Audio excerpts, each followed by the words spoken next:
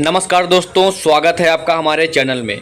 दोस्तों, रामायण के बारे में तो हम सभी लोग जानते हैं, क्योंकि रावण ने किस तरह मां सीता का हरण किया और फिर रावण को भगवान श्री राम के हाथों युद्ध में हार का सामना करना पड़ा। ये सब किस्से कहानियां हम बचपन से ही सुनते आए हैं। अब चूंकि रामायण हिंदू धर्म का एक पवित्र ग्रंथ है, इसलिए हिंदू धर्म को मानने वाले लोग इसको पूरी तरह से सच मानते हैं।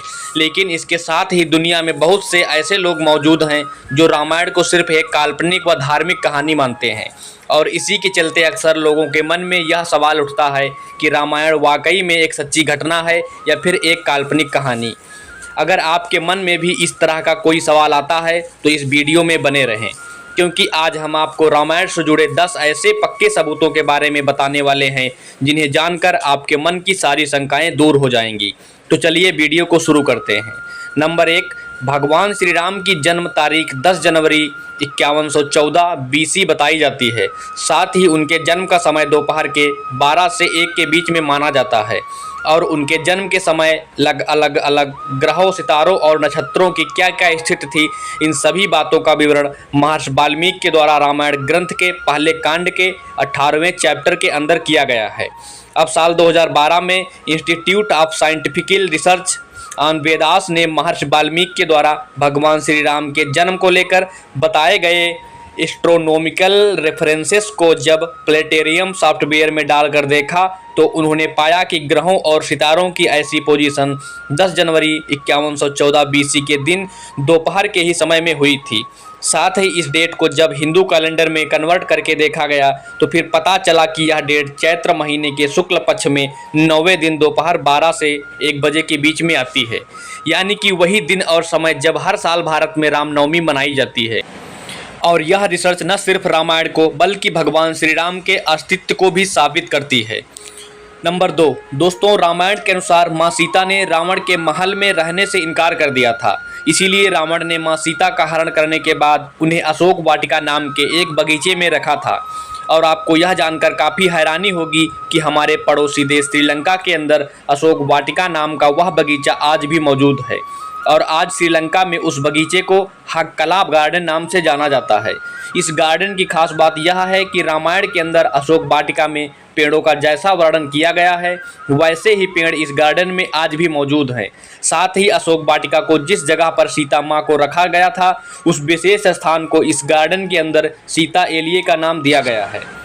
नंबर 3, रामायण में बताया गया है कि जब रावण सीता का हरण करके पुष्पक विमान से उन्हें अपने साथ लंका लेकर जा रहा था, तब रावण को रोकने के लिए जटायु नाम के एक गिद्ध जैसे दिखने वाले विशाल पक्षी ने उस पर हमला कर दिया।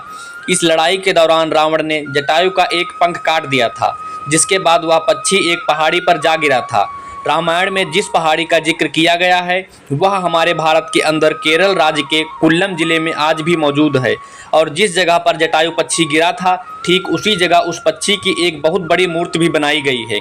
वैसे आपकी जानकारी के लिए बता दूं, एक पक्षी के रूप में बनाई गई यह दुनिया का सबसे बड़ी मूर्ति है, और लोग इसे स्टैचू ऑफ जटायु के नाम से भी पुकारते हैं। नंबर 4, दोस्तों, रावण मां सीता का हरण करके उन्हें पुष्पक विमान में लंका लेकर गया था, और उन पुष्पक विमानों की अपनी अलग अलग खासियतें हुआ करती थी। कहा जाता है कि अग्नि और वायु की ऊर्जा से उड़ने वाले विमान के इस आकार को ज़रूरत के हिसाब से छोटा या फिर बड़ा किया जा सकता था, और बड़ा होने पर इसका आकार इतना बड़ा हो जाता था कि इसमें रावण की पूरी सेना एक साथ सफ़र कर सकती थी। कहते हैं कि रावण के पास एक नहीं बल्कि कई पुष्पक विमान थे, और उन विमानों को उड़ने के लिए एक खास जगह भी बनाई गई थी, जो कि उस समय उन विमानों के लिए हवाई अड्डे माने जाते थे। अब श्रीलंकन पुरातत्व विभाग की माने तो उस समय इन विमानों के लिए रावण के पास कुल 4 एयरपोर्ट हुआ करते थे। उसानगोंडा, गुरुलोपोथा, तोतपोलाकंदा, वारियापोला बताए जाते हैं, और जिन जगहों पर यह एयरपोर्ट बनाए गए थे वह जगह श्रीलंका में आज भी मौजूद है। नंबर 5, श्रीलंका में नुहरा एल नाम की एक जगह है, और जहां पर मां सीता का एक मंदिर भी है, और इस मंदिर के करीब एक झरना बहता है जिसके बारे में ऐसा कहा जाता है कि लंका में रहने के दौरान माँ सीता इसी झरने में स्नान किया करती थी। इसके अलावा इस झरने के करीब पत्थर पर पड़े अजीब से दिखने वाले निशान भी मौजूद हैं, जिन्हें कि हनुमान जी के पैरों के निशान माना जाता है। साथ ही इस जगह के बेहद करीब एक पर्वत भी मौजूद है, जहां पर बजरंग बली ने लंका आने के बाद अपने पहले कदम रखे थे, और इस पर्वत पर भी पैरों के ठीक वैसे ही निशान हैं जैसे कि उस झरने के पास वाले पत्थरों पर मौजूद हैं। ये अपने आप में एक बेहतर हैरान कर देने वाली बात है। नंबर 6, अब हम बात करते हैं रामायण से जुड़े कुछ ऐसे फैक्ट के बारे में जो कि न सिर्फ आम इंसानों को बल्कि दुनिया भर के वैज्ञानिकों को भी यह अचंभे में डाल देता है। दरअसल हम बात कर रहे हैं राम सेतु नामक उस ब्रिज के बारे में जिसको प्रभु श्री राम और उनकी सेना के द्वारा लंका जाने के लिए समुद्र के ऊपर बनाया गया था। पूरी दुनिया में इस राम सेतु को एडमुस ब्रिज के नाम से भी जाना जाता है। आपको जानकर बेहद हैरानी होगी कि रामायण में जिस राम सेतु का जिक्र किया गया था वह आज भी दुनिया में मौजूद है। दरअसल आर्कियोलॉजिस्ट डिपार्टमेंट के अनुसार भारत के रामेश्वरम और श्रीलंका के मन्नार द्वीप के बीच समुद्र में पानी के नीचे एक 30 किलोमीटर लंबा पत्थरों से बना पुल मौजूद है। कुछ समय पहले अमेरिकन आर्कियोलॉजिस्ट जेल्सी रोज ने जब इस पुल के पत्थरों को कार्बन डेटिंग की तो पता चला कि ये पत्थर आज से करीब 7000 साल पुराने हैं। और हैरानी वाली बात यह है कि रामायण का समय काल भी आज से करीब 7000 साल पहले यानी कि 5000 BC ही माना जाता है। नंबर 7, दोस्तों आपको जानकर काफ़ी हैरानी होगी कि लंका के मन्नार द्वीप और भारत के रामेश्वरम में कुछ ऐसे पत्थर खोजे गए हैं जो कि वजन में भारी होने पर भी पानी में डूबने के बजाय ऊपर ही तैरते रहते हैं। अब चूंकि भारत का रामेश्वरम व श्रीलंका का मन्नार आइलैंड दोनों ऐसी जगहें हैं जिनके बीच राम सेतु बनाया गया था, इसलिए इन पत्थरों को लेकर यह दावा किया जाता है कि यह वही पत्थर हैं जिन्हें रामायण काल के दौरान राम सेतु बनाने में इस्तेमाल किया गया था। हालांकि आज भी उस जगह पर सिर्फ गिने चुने पत्थर ही बाकी रह गए हैं और इन पत्थरों पर दुनिया भर के वैज्ञानिक रिसर्च और शोध भी कर चुके हैं, लेकिन आज भी इन पत्थरों के इस तरह पानी में तैरने की असल वजह का पता नहीं लगाया जा सका है। नंबर 8, रामायण युद्ध के दौरान जब भगवान लक्ष्मण पूरी तरह से घायल हो गए थे तब उनकी जान बचाने के लिए हनुमान जी को हिमालय पर्वत से श्रृंखला से संजीवनी बूटी लाने को कहा गया था।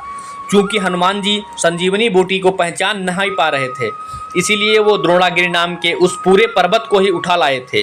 अब रामायण के अनुसार हनुमान जी ने लंका में जिस जगह उस पर्वत को रखा था उस जगह पर आज भी ऐसा पर्वत मौजूद है जो कि श्रीलंका के बाकी पर्वतों से पूरी तरह अलग है। यहाँ तक कि इस पर्वत पर उगने वाले पेड़ पौधे और जड़ी बूटियाँ भी हिमालय पर्वत से मेल खाते हैं और यह पूरी श्रीलंका में हिमालय से मेल खाने वाला इकलौता पर्वत है। नंबर 9, दोस्तों रामायण में बताया गया है कि हनुमान जी ने रावण की लंका को जला दिया था और आपको जानकर बेहद हैरानी होगी कि श्रीलंका में हनुमान जी के द्वारा लंका के जलाए जाने के सबूत आज भी मौजूद हैं। दरअसल रामायण के अनुसार जिस जगह पर हनुमान जी ने लंका को जलाया था उस जगह की मिट्टी का रंग आज भी पूरी तरह से काला है, जबकि उसके आसपास की मिट्टी का रंग पूरी तरह से नेचुरल नज़र आता है। नंबर 10, अभी कुछ साल पहले ही श्रीलंका में एक प्राचीन महल खोजा गया था जिसके बारे में यह दावा किया जा रहा है कि यह रावण का असली महल है। खोज में पता चला है कि इस महल से ऐसे कई सारे गुप्त रास्ते जुड़े हैं जिनके जरिए शहर के अलग अलग हिस्सों में पहुंचा जा सकता है। आपको जानकर हैरानी होगी कि श्रीलंकन इतिहास में भी बताया गया है कि रावण अपने महल से शहर के अलग अलग हिस्सों में अचानक प्रकट हो जाया करता था। ऐसे में आज यह अंदाज़ा लगाया जा रहा है कि रावण अपने महल में बने इन्हीं गुप्त रास्तों का इस्तेमाल करके शहर के अन्य हिस्सों में पहुंच जाया करता होगा। साथ ही इस महल का खोजा जाना भी अपने आप में रामायण के सच होने का एक पक्का सबूत है। तो दोस्तों यह थे रामायण के सच होने के कुछ पक्के सबूत। वैसे आपको इसके बारे में क्या कहना है हमें कमेंट करके ज़रूर बताएं। जय श्री राम।